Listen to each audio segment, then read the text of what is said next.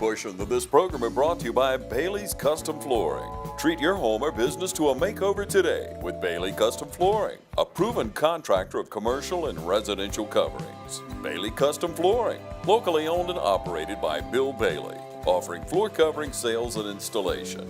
For more information, call 290-6084.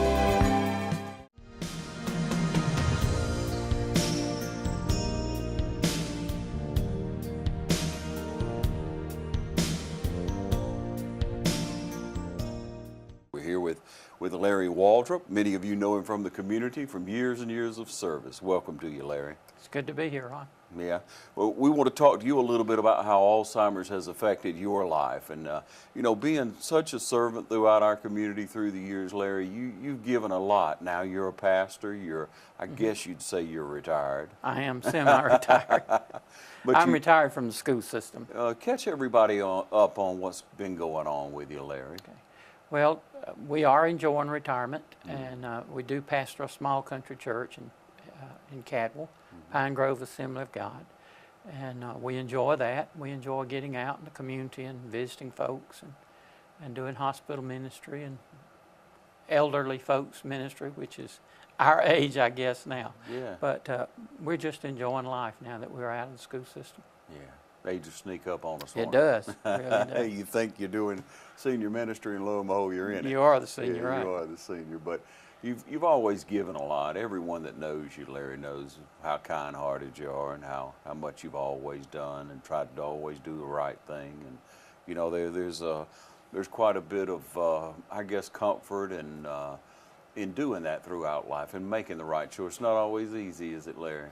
No, it's not. You give up a lot of time and your own personal, private time and to give, but then when you think about what our Lord and Savior sacrificed for us, it's not so hard to do after all. Right. Yeah, and the reward is great. It is. Well, you have a couple of siblings. I know you have a brother. I had a brother. Okay. My brother passed away with Parkinson's disease in 2007, just 6 weeks after Mother died. And then I have a sister, Jackie Davis, who lives at Dudley. And there's just the two of us and our families now left. And if we recount and go back and reflect on the issue of dementia or Alzheimer's in your family, you all were affected when your mother had it, right? Right. Actually, our mother was diagnosed by our dad in 1994-95. He and Mother had been together for 57 years when he passed away. But just a year prior to his passing away, we would come home and stop and check on him, and he'd be sitting on the porch and he'd say, "Y'all need to check on your mom. She's crazy as H today," or she's lost her mind, or, you know, and we thought they just had a little disagreement. Sure. And so we'd go in and check on Mom, and she'd say, "Your dad's arthritis is bad today. He's really in a lot of pain." And so we just sort of shuffled it off as being they'd just not had a good day. Sure. And then when Dad passed away in 95 and we started spending more time with Mom, we realized Dad knew what he was talking about. There were some things strange going on with Mom, and so we had her diagnosed, or had her at the doctor's office, and he diagnosed her with Alzheimer's, first stages of Alzheimer's. She stayed at home for about 3 years with the Alzheimer's, and we checked on her off and on, and were with her much more.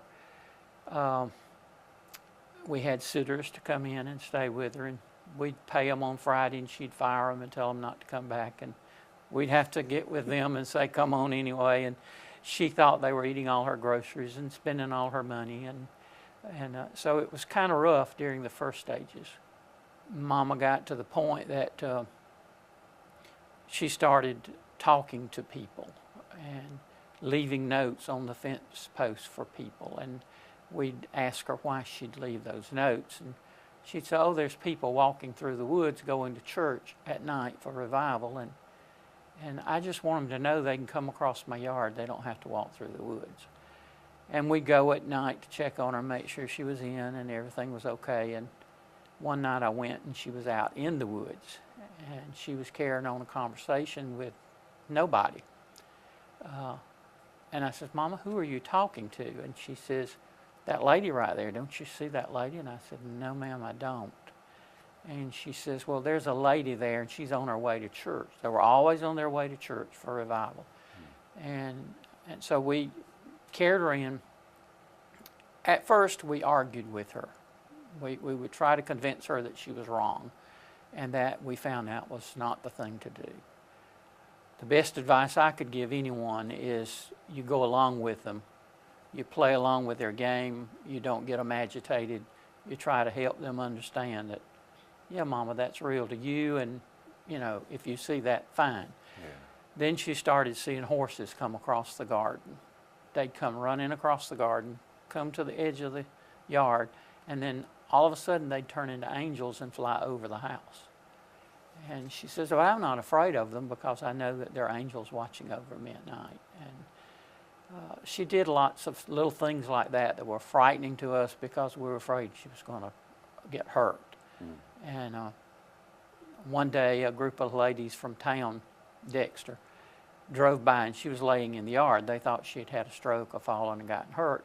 So they stopped to find out what was going on, and they walked down to the edge of the yard where she was, and one of the ladies says, Miss Waldrep, are you all right? And she said, yeah, I'm fine. I just got tired of staying on my knees pulling weeds, so I decided I'd lay down and pull weeds. She was obsessed with weeds. She would pull weeds day and right until dark, rain, cold, hot, it just didn't matter for her. She went through the stage of being obsessed with different things. Yes. And so we finally realized that the family had to get together and decide to do something. So in 1999, January of 1999, we found a place for her at Golden's in Eastman. Mm-hmm. And she moved there, and they were very, very good to us and her for a while. But Golden's was wonderful. She stayed there. Then she stayed there, I think, about 4 years. Then she moved to Dublin Air. Dublin Air was wonderful. But we went through 11-year deaths, what we did. Mama didn't know us. I was her dad. I was her husband. I was her brothers. I was everybody except me. And we would say, we're your children. No, I didn't have any children. I never got married. And we never could convince her. And so I remember I carried her to Eastman to see her doctor one day, who was her dementia doctor. And we had talked, and I kept saying, well, doctor, why this? Why this? Why this? Why this? What can we do about this? And finally he told me, he says, sit down over there. And I sat down, and he said, we're going to forget about your mother. Your mother doesn't have a problem. You have a problem. And I looked at him, I said, sir? I said, my mother's the one that's sick. He said, no, your mother doesn't realize what's going on in her life. Your mother's fine. Your mother's not upset about what's happening. Your mother's not worried about what's happening. Your mother's in no pain. My mother took no medicine at all. She took Aricept finally to help with the dementia, which it maybe prolonged it, I'm not sure. And she had a nitroglycerin patch they swapped every other day because she had a valve problem in her 90s. And he said, what you've got to do is you've got to realize that you're the one that's doing all the worrying, not your mama. And I think he gave me the best advice that day that I could give anyone, is that you don't get yourself all wrapped up in the problem when for the person there is no problem. My mother broke her knee, and Dr. Lesko fixed her knee and put her in a removable cast.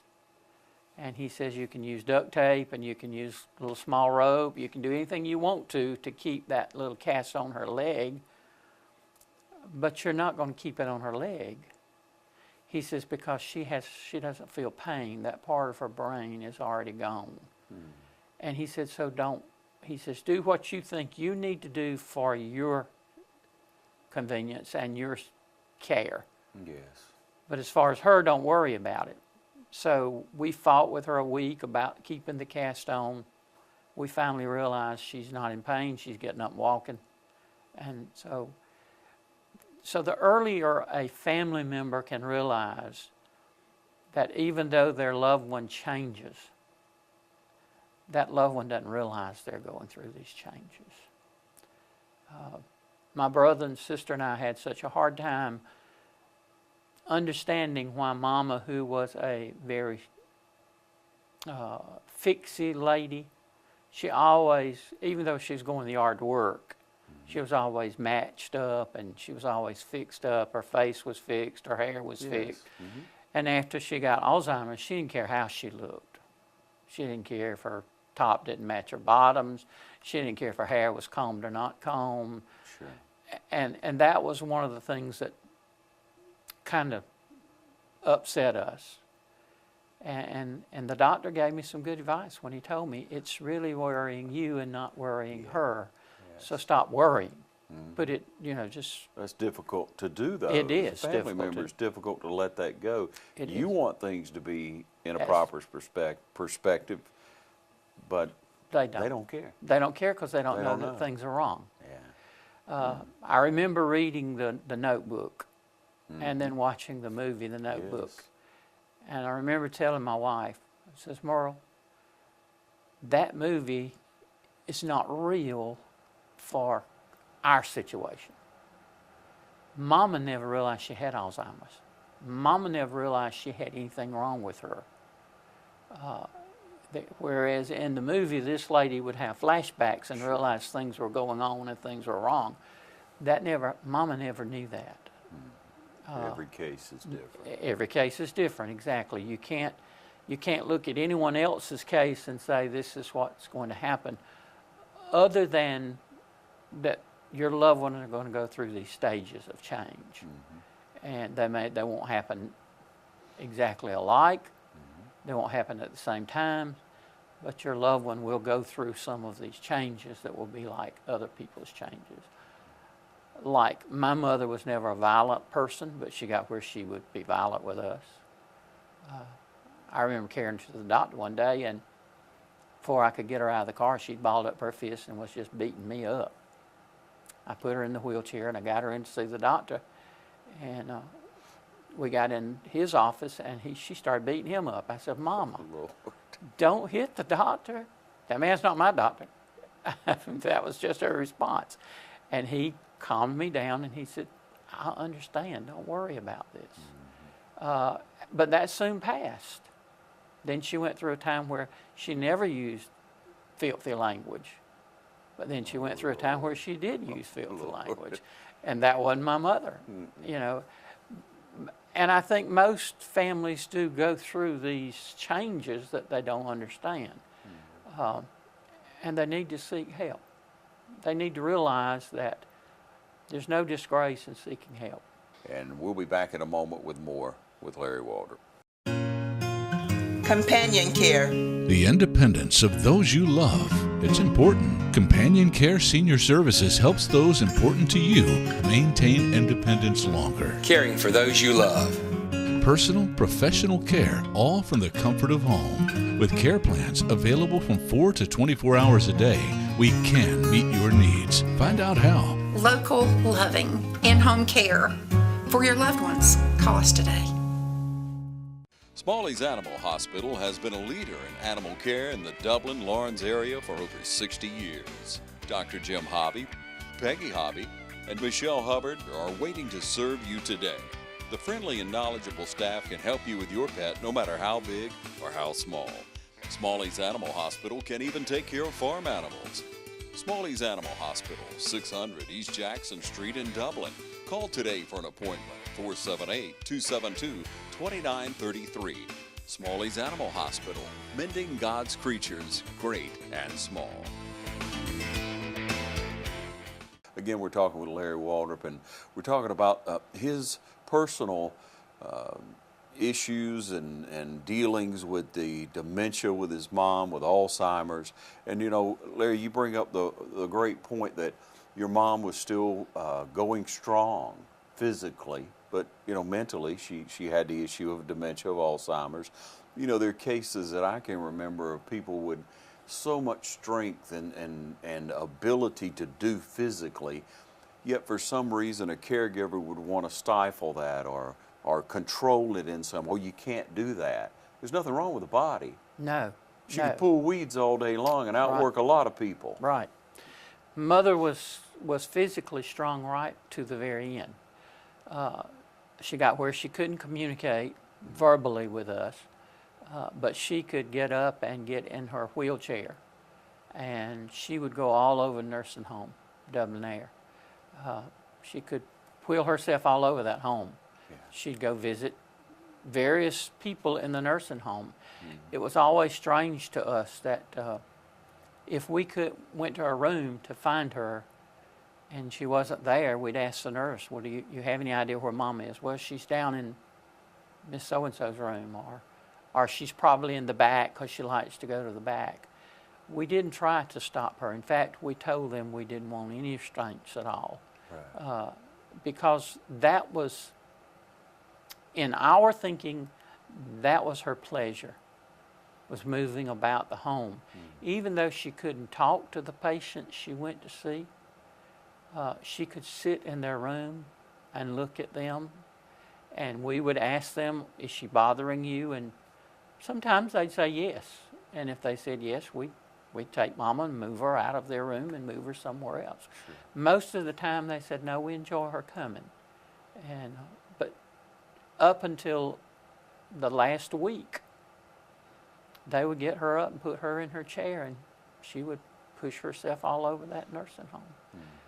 So she was always a social person, Always. always liked to visit with people. Always very social, always very active, Very active in church. very active. Loved a revival, it sounds Yes, like. You yes. have to take joy and pleasure, is Right. what I'm learning, really, Larry, from so many people that have come in and spoken with us in the things that they're doing, and try to understand or at least accept. You don't have to Right. understand, but it's good to be able to accept it. She would, she'd want to go home, and we would put her in the car and carry her home. But when we get home, that wasn't home. She'd never been to that place before. Yeah. We finally came to realization that where she wanted to go was her grandparents' home, where she spent much of her time as a child. That place was no longer there, so we couldn't carry her to that home. But two places that never left her was Antioch Baptist Church, where she was a member, and Alligood Cemetery was where her grandparents and her parents were buried. We could ride all day long and drive up to either one of those places, and immediately she'd say, oh, this is Alligood Cemetery, or this is Antioch Baptist Church. We'd get out at the cemetery, visit those graves, turn around and come back out the gate, get in the car, and she'd say, I thought you were going with me to Alligood Cemetery. And we'd say, Mama, turn around, there it is. Oh yeah, there it is. Those are the two last places she, as far as we know, that she always realized, always recognized. So that was good for you. It was very good. And obviously it was good for her. She enjoyed it for the Right. moments and took peace in that. It's hard to find peace in a situation It like is. that, isn't it, Larry? It is. What do you tell people other than turn to the Lord and, you know, we got to pray about it? And, Right. You know. The only advice I know to give people is to seek help. Seek people that you can give you Support. some help, support. Try to keep them as normal as possible. When you go to visit, try to make your visits comfortable and happy visits, and don't try to change them. You can't change them. So the best thing to do is accept them as who they are that day and enjoy that day with them however they are. We would go see Mama, and some days she didn't pay us any attention at all.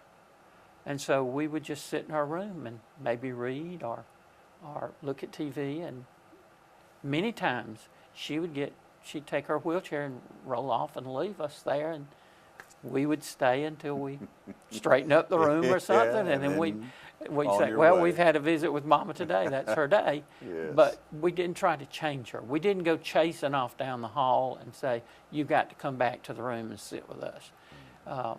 We tried to make life as pleasant for her and us as we could the last years. And try to realize that even though they're not the person you knew them to be, they don't have problems with it. You have problems with it.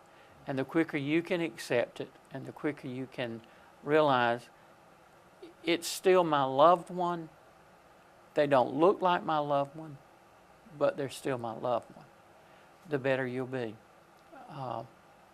We all three always said it was easier to leave Daddy at the cemetery than it was Mama at the nursing home, because we lost her almost as soon as we lost him, only we still had her for 11 years.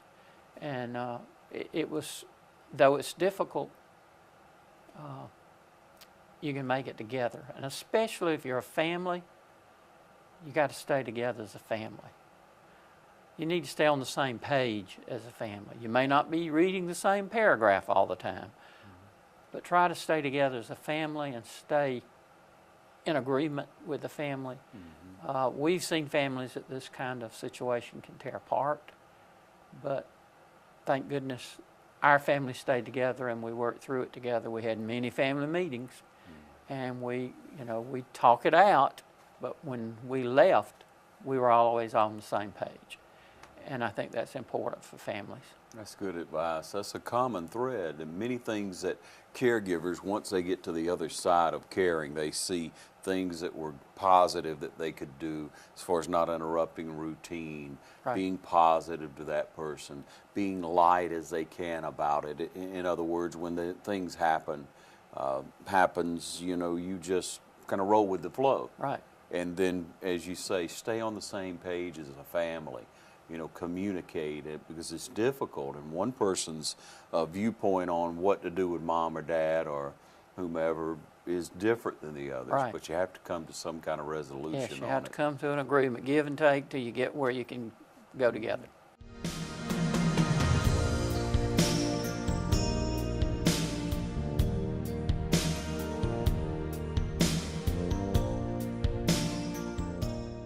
There's a new place for senior care, a place with 24-hour valet service and a boutique salon, a place with all-day arts and crafts. It even has a day spa. A place that's so much like home because, well, it is home. Home Instead Senior Care, when you need personalized care in the comfort of home.